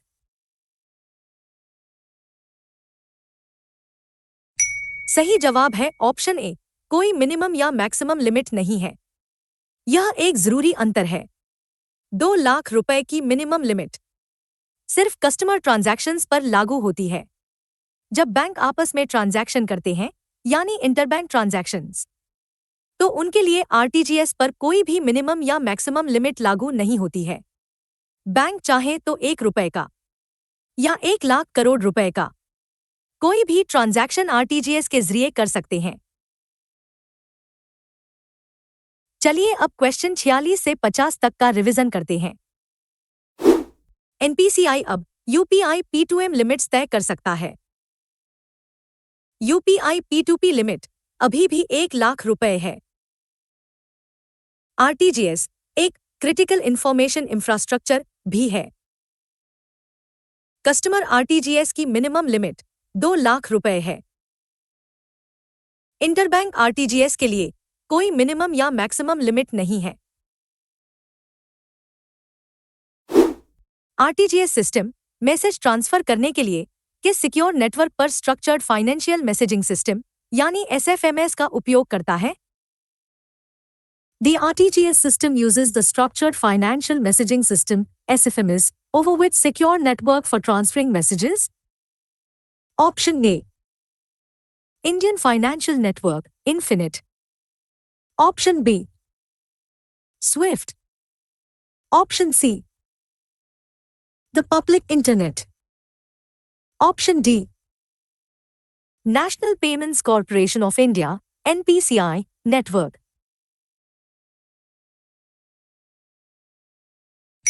सही जवाब है option ए, Indian financial network यानी infinite. RTGS system एसएफएमएस यानी structured financial messaging system का इस्तेमाल करता है। यह सभी मैसेज इन्फिनिट नाम के एक बेहद सुरक्षित क्लोज्ड प्राइवेट नेटवर्क पर भेजे जाते हैं। मान लीजिए यह बैंकों का अपना प्राइवेट इंटरनेट है, जो पब्लिक इंटरनेट से पूरी तरह अलग और ज्यादा सुरक्षित है, ताकि सभी ट्रांजैक्शन सेफ रहें। अगला सवाल एक जरूरी मैसेजिंग स्टैंडर्ड के फायदे के बारे में है। फाइनेंशियल सिस्टम्स में इस्तेमाल होने वाले ISO 20022 मैसेजिंग स्टैंडर्ड का एक प्राइमरी बेनिफिट क्या है? What is a primary benefit of the ISO 20022 messaging standard used in financial systems? Option A. It enables straight-through processing (STP), which streamlines transactions and lowers operational costs. Option B. It restricts payment systems to operate only during business hours. Option C. It eliminates the need for any interbank settlement. Option D. It is an older standard used exclusively for paper-based clearing.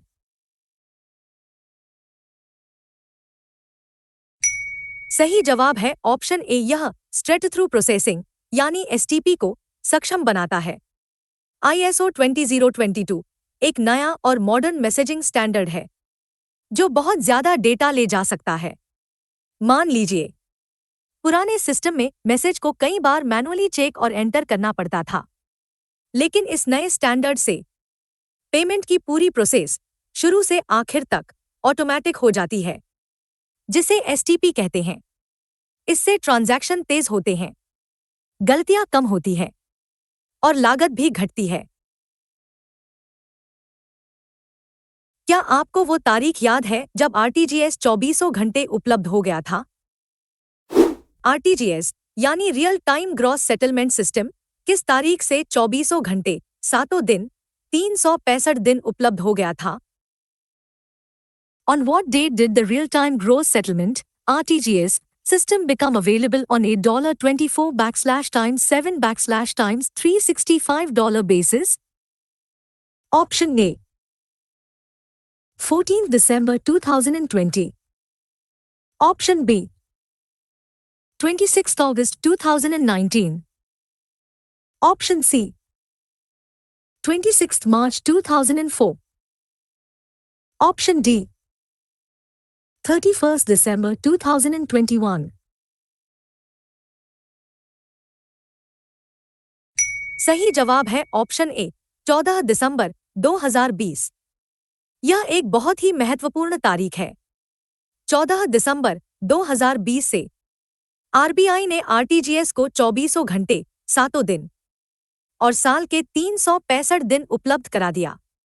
मान लीजिए, पहले किसी business को बड़ा payment करने के लिए banking hours का इंतजार करना पड़ता था, लेकिन इस बदलाव के बाद वे आधी रात को या छुट्टी वाले दिन भी तुरंत हाई वैल्यू ट्रांजैक्शन कर सकते हैं। अगला सवाल यह है कि बिजनेस आवर्स के बाहर RTGS का कितना इस्तेमाल होता है? कैलेंडर ईयर 2024 में कुल RTGS ट्रांजैक्शंस का कितना प्रतिशत हिस्सा रेगुलर बिजनेस आवर्स के बाहर शाम 6 बजे से सुबह 8 बजे तक किया गया? In CY 2024, what percentage of the total volume of RTGS transactions was conducted outside regular business hours, 18 o'clock to 8 o'clock? Option A. 19%. Option B. 8%. Option C. 16%. Option D. 5%.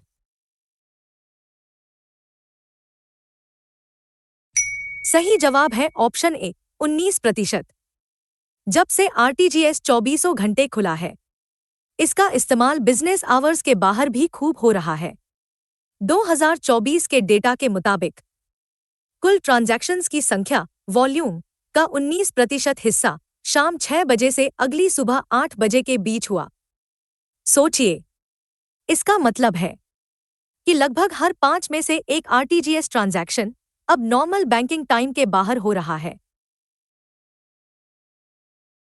अगला सवाल RTGS के पॉजिटिव कन्फर्मेशन फीचर के बारे में है। Real time gross settlement यानी RTGS system में positive conformation feature क्या है? What is the positive confirmation feature in the real-time gross settlement (RTGS) system? Option A. An acknowledgement message from the beneficiary bank to the remitter bank, incorporating the date and time of credit. Option B. A notification sent to the RBI confirming the transaction has been initiated. Option C. A pre-authorization check to confirm the beneficiary's account balance. Option D.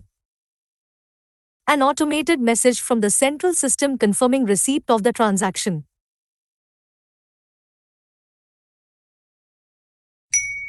सही जवाब है option ए। यह beneficiary bank से remitter bank को भेजा गया एक acknowledgement message है। मान लीजिए आपने आरटीजीएस से 20 लाख रुपए भेजे। जैसे ही पैसा बेनिफिशियरी के अकाउंट में क्रेडिट होता है, उसका बैंक तुरंत एसएफएमएस पर आपके बैंक को एक पॉजिटिव कंफर्मेशन मैसेज भेजता है, जिसमें तारीख और क्रेडिट का सही समय बताया जाता है। इससे भेजने वाले को यह पक्की तसल्ली हो जाती है कि पैसा पहुंच गया है। चलिए अब क्वेश्चन 51 से 55 तक का रिवीजन करते हैं। आरटीजीएस एसएफएमएस मैसेजिंग के लिए इन्फिनिट नेटवर्क यूज करता है। आईएसओ 20022 एसटीपी को सक्षम बनाता है। आरटीजीएस 14 दिसंबर 2020 से 24 घंटे उपलब्ध है। 2024 में 19% आरटीजीएस बिजनेस आवर्स के बाहर हुए। पॉजिटिव कंफर्मेशन बेनिफिशियरी बैंक से मिला एक्नॉलेजमेंट है। आरटीजीएस सिस्टम में ग्रिडलॉक रेजोल्यूशन मैकेनिज्म क्या है? What is the gridlock resolution mechanism in the real-time gross settlement (RTGS) system? Option A. An automated process that settles transactions pending due to inadequate liquidity by using netting. Option B. A manual process where the RBI intervenes to settle pending transactions. Option C. A system feature that rejects all transactions in a queue if one fails. Option D. A mechanism that reprioritizes transactions based on value instead of time. सही जवाब है option ए। यह एक automated process है जो liquidity की कमी के कारण पेंडिंग ट्रांजैक्शंस को नेटिंग के जरिए सेटल करता है। आरटीजीएस ग्रॉस सेटलमेंट करता है, लेकिन कभी-कभी सिस्टम में ग्रिड लॉक हो सकता है।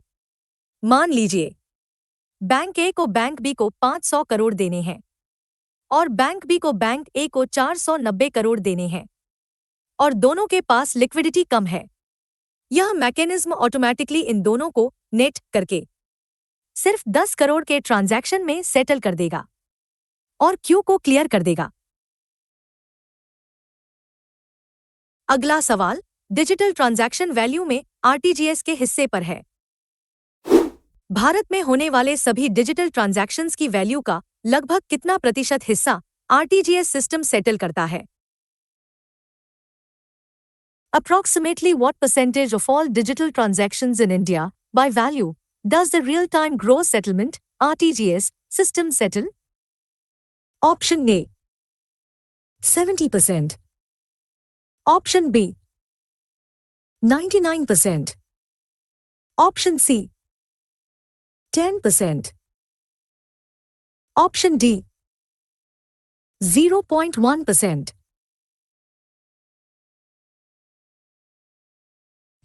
सही जवाब है ऑप्शन ए 70%। जैसा कि हमने पहले भी एक सवाल में देखा था, आरटीजीएस का हिस्सा कुल वैल्यू में लगभग 68.7% था, जिसे हम 70% कह सकते हैं। यह आंकड़ा दिखाता है कि भारत के पेमेंट सिस्टम में आरटीजीएस की क्या अहमियत है। हालांकि यूपीआई वॉल्यूम में राज करता है, लेकिन देश की वैल्यू का सबसे बड़ा हिस्सा लगभग 70% आरटीजीएस के जरिए ही सेटल होता है। अगला सवाल बीआईएस इनोवेशन हब के प्रोजेक्ट हरथा के बारे में है। बीआईएस इनोवेशन हब की एक पहल प्रोजेक्ट हर्था का फोकस क्या है? What is the focus of Project Hertha, an initiative by the Biz Innovation Hub? Option A.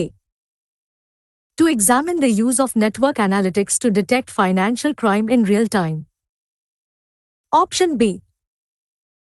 To test instant payments with modular FX and tokenized wholesale central bank money. Option C. To study how tokenization can improve wholesale payments. Option D. To assess the feasibility of embedding regulatory requirements into a common protocol.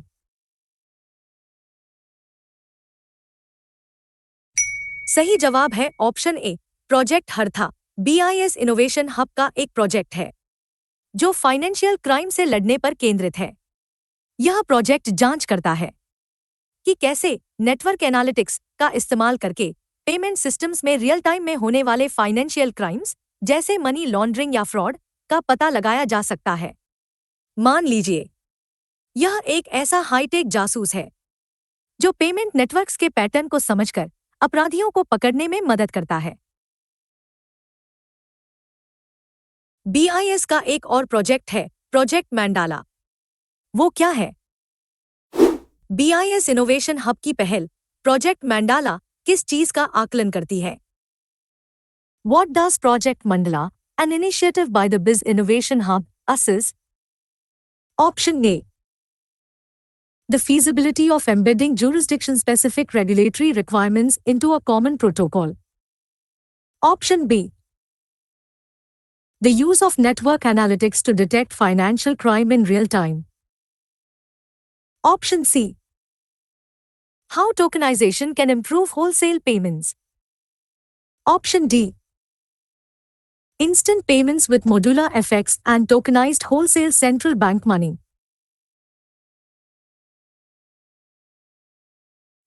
सही जवाब है option A, project Mandala cross border pay की एक बड़ी चुनौती को हल करने की कोशिश कर रहा है।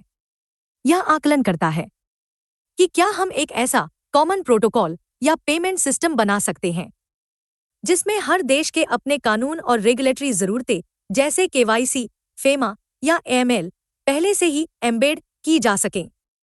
सोचिए, अगर ऐसा हो जाए तो क्रॉस बॉर्डर पेमेंट करना उतना ही आसान हो जाएगा जितना डोमेस्टिक पेमेंट करना, क्योंकि सिस्टम खुद ब खुद सारे नियमों का पालन कर लेगा। अगला सवाल प्रोजेक्ट नेक्सस के बारे में है, जिससे भारत भी जुड़ा है। प्रोजेक्ट नेक्सस क्या है, जो एक अंतर्राष्ट्रीय पहल है और भारत ने भी इसमें शामिल हुआ है? What is Project Nexus, an international initiative joined by India? Option A. A multilateral initiative to enable instant cross-border retail payments by interlinking domestic fast payment systems, FPSs. Option B. A bilateral agreement between India and Singapore to link UPI and PayNow. Option C.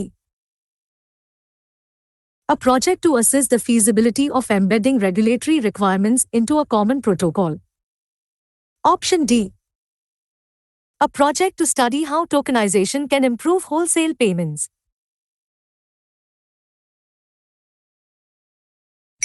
सही जवाब है option A, project nexus एक multilateral यानी बहुपक्षीय पहल है जिसका लक्ष्य है दुनिया के कई देशों के घरेलू फास्ट पेमेंट सिस्टम्स जैसे भारत का UPI को आपस में जोड़ना। मान लीजिए, भारत का UPI और सिंगापुर का पेनाउ का जुड़ाव एक बायलैटरल यानी द्विपक्षीय लिंक है। प्रोजेक्ट नेक्सस का सपना है कि ऐसे कई सारे देशों के UPI जैसे सिस्टम्स को एक कॉमन प्लेटफॉर्म के जरिए जोड़ दिया जाए ताकि एक ही लिंक से कई देशों में इंस्टेंट रिटेल पेमेंट किया जा सके। अब बात करते हैं ग्लोबल रेमिटेंस और भारत की स्थिति की।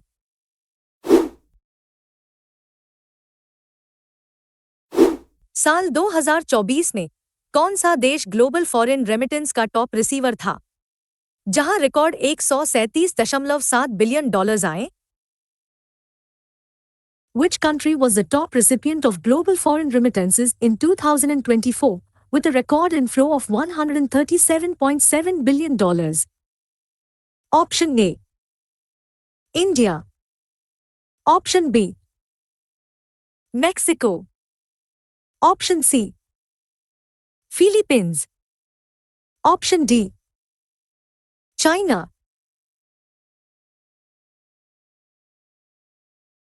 सही जवाब है ऑप्शन ए, भारत। भारत दुनिया में फॉरेन रेमिटेंस यानी विदेश से आने वाले पैसों को पाने वाला सबसे बड़ा देश बना हुआ है। 2024 में भारत में 137.7 बिलियन डॉलर्स का रिकॉर्ड इनफ्लो हुआ। यह पैसा उन भारतीयों द्वारा भेजा गया है जो विदेशों में काम करते हैं और अपने परिवार को पैसे भेजते हैं, जो देश की इकोनॉमी के लिए बहुत महत्वपूर्ण है। अगला सवाल रेमिटेंस भेजने वाले टॉप देश के बारे में है। कौन सा देश लगातार ग्लोबल रेमिटेंस आउटफ्लो में सबसे आगे है, जिसने 2024 में 99.4 बिलियन डॉलर्स भेजे? Which country consistently leads global remittance outflows, sending $98.4 billion in 2024? Option A. United States. Option B. Saudi Arabia. Option C. Switzerland. Option D. Germany.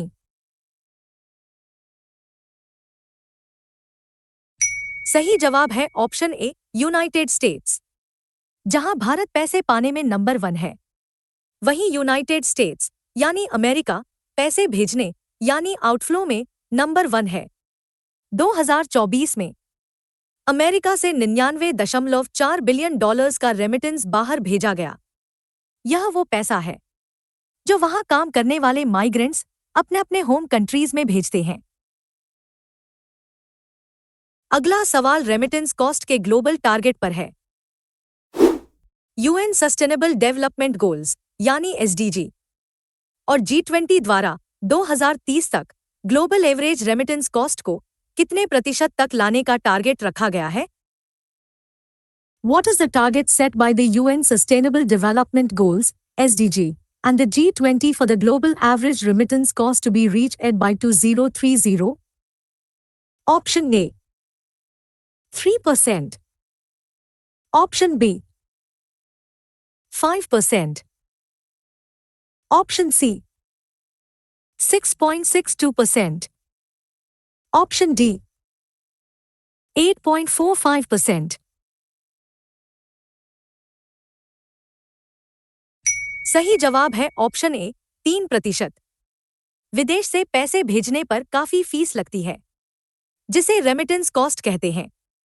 UN sustainable development goals और G20 दोनों का यह लक्ष्य है कि 2030 तक इस ग्लोबल एवरेज कॉस्ट को घटाकर 3% से नीचे लाया जाए।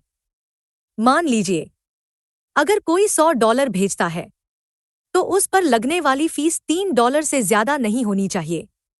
यह एक बड़ा लक्ष्य है, ताकि लोगों को उनके पैसों की ज्यादा वैल्यू मिल सके। अगला सवाल दुनिया के सबसे महंगे रेमिटेंस रीजन के बारे में है। 2024 की चौथी तिमाही के डेटा के अनुसार $200 का रेमिटेंस भेजने के लिए दुनिया का सबसे महंगा रीजन कौन सा था, जहां एवरेज कॉस्ट 8.45% थी?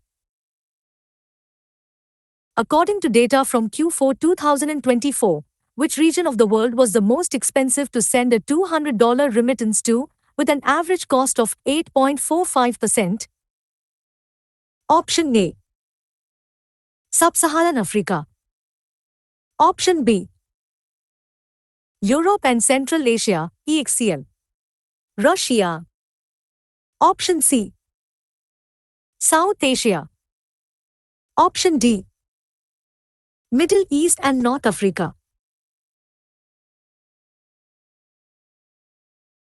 सही जवाब है ऑप्शन ए, सब सहारन अफ्रीका।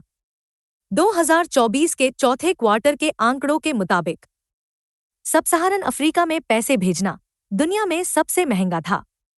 वहां $200 भेजने की औसत लागत 8.45% थी, यानी $200 भेजने पर लगभग $17 फीस में ही कट जाते थे, जो कि ग्लोबल टारगेट से बहुत ज्यादा है।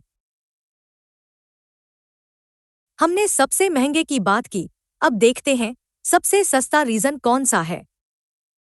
2024 की चौथी तिमाही के डेटा के अनुसार कौन सा रीजन दुनिया में सबसे कम रेमिटेंस ट्रांजैक्शन कॉस्ट ऑफर करता था, जहां $200 भेजने की एवरेज कॉस्ट 5.01% थी। According to data from Q4 2024, which region of the world offered the lowest remittance transaction costs with an average of 5.01% for sending $200? Option A, South Asia. Option B, East Asia and Pacific.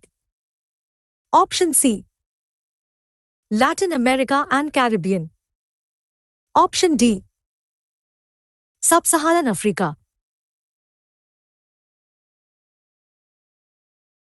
सही जवाब है option ए, south Asia. यह भारत, पाकिस्तान, बांग्लादेश जैसे देशों के लिए अच्छी खबर है। साउथ एशिया रीजन में पैसे भेजना दुनिया में सबसे सस्ता है।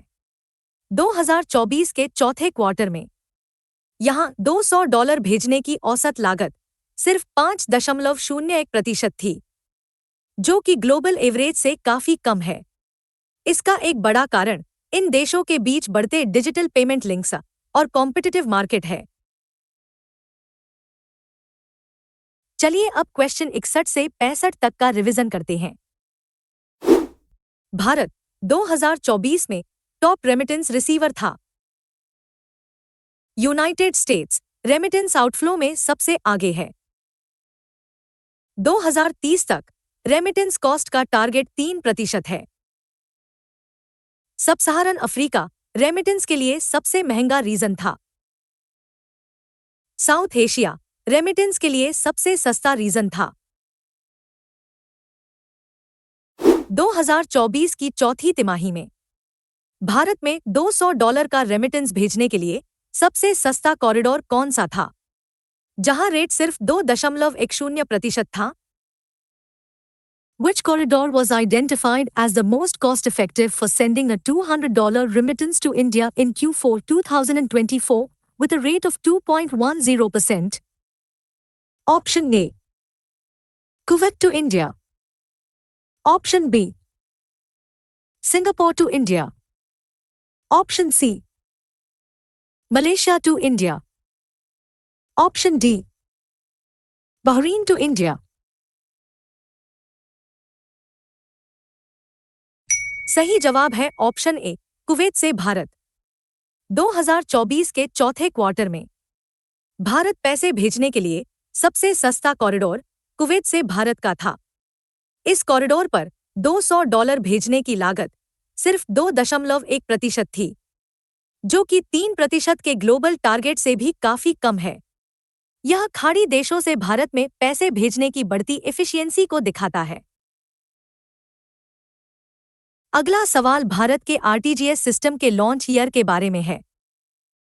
भारत का large value payment system real time gross settlement यानी आरटीजीएस कब लॉन्च किया गया था?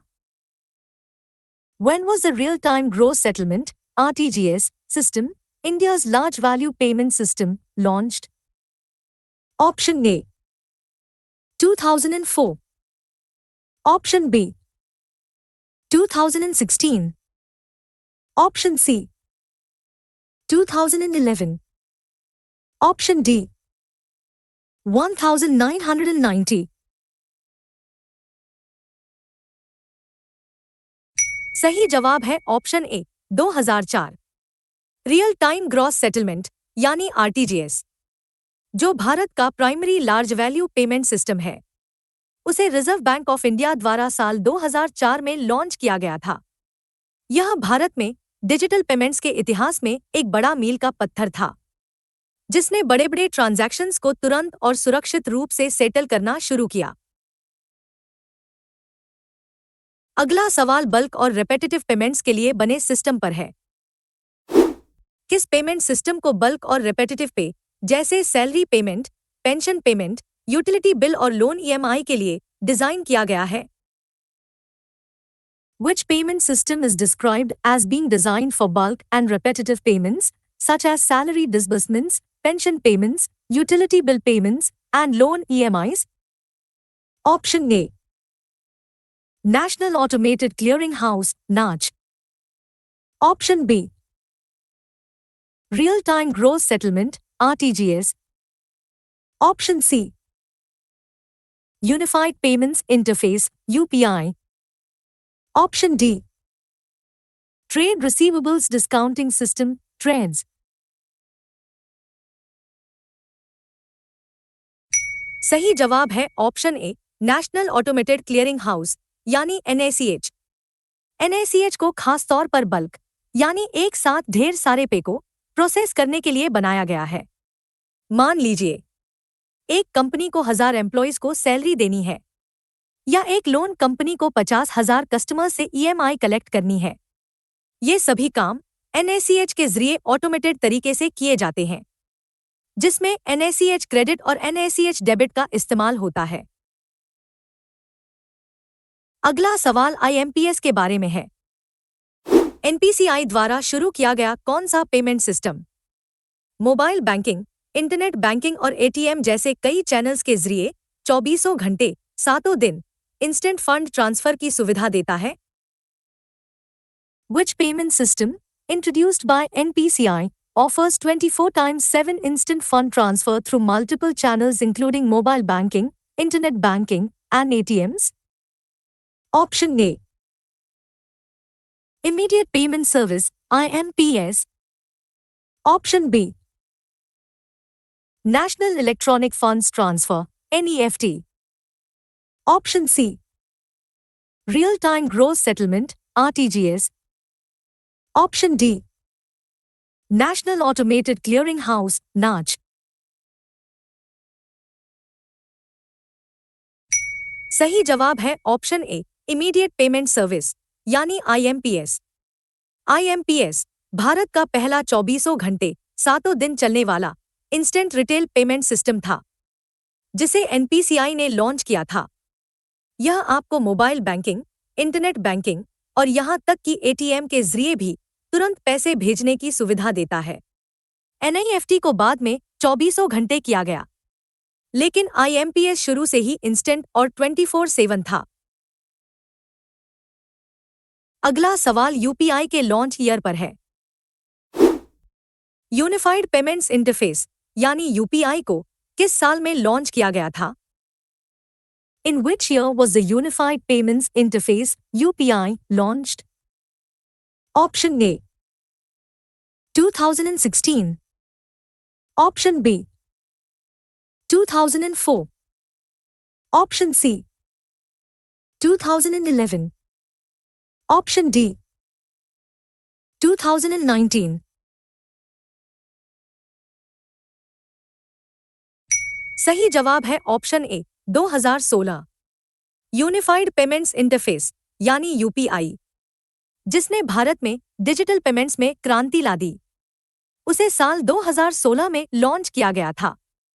सिर्फ कुछ ही सालों में यह भारत का सबसे ज्यादा इस्तेमाल किया जाने वाला पेमेंट सिस्टम बन गया है, खास तौर पर रिटेल ट्रांजैक्शंस के लिए।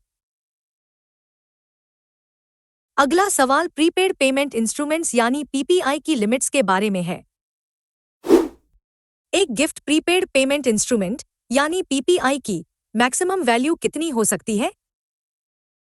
What is the maximum value allowed for a gift prepaid payment instrument, PPI? Option A.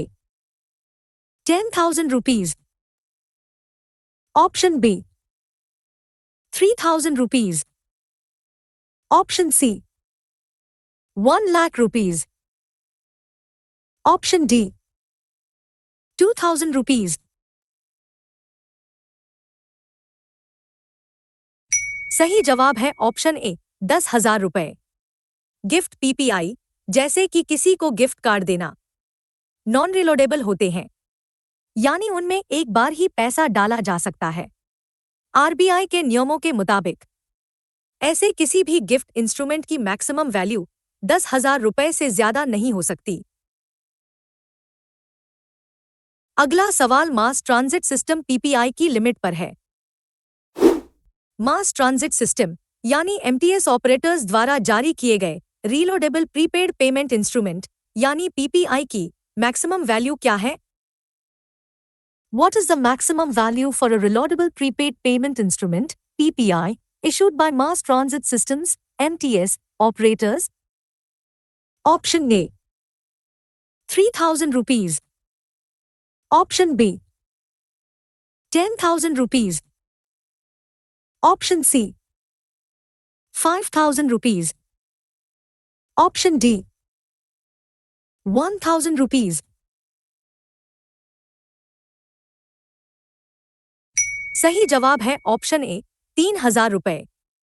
यह पीपीआई खास तौर पर ट्रांसपोर्ट सिस्टम जैसे मेट्रो या बस के लिए बनाए जाते हैं। मान लीजिए आपका मेट्रो कार्ड, यह एक पीपीआई एमटीएस है। यह रीलोडेबल तो होता है, लेकिन इसमें किसी भी समय पर मैक्सिमम बैलेंस 3,000 रुपए से ज्यादा नहीं हो सकता। आज का आखिरी सवाल ट्रेड्स यानी TREDS के उद्देश्य के बारे में है। ट्रेड रिसीवेबल्स डिस्काउंटिंग सिस्टम यानी ट्रेड्स का प्राथमिक उद्देश्य क्या है? What is the primary purpose of the trade receivables discounting system, TREDS? Option A. To facilitate the financing of trade receivables for MSMEs. Option B. To provide a unified and interoperable toll payment solution. Option C. To enable instant 24/7 fund transfers between bank accounts. Option D. To process bulk and repetitive payments like salaries and pensions.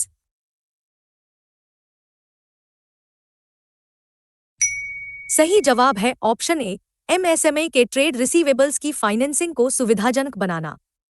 Trades एक बहुत ही जरूरी platform है।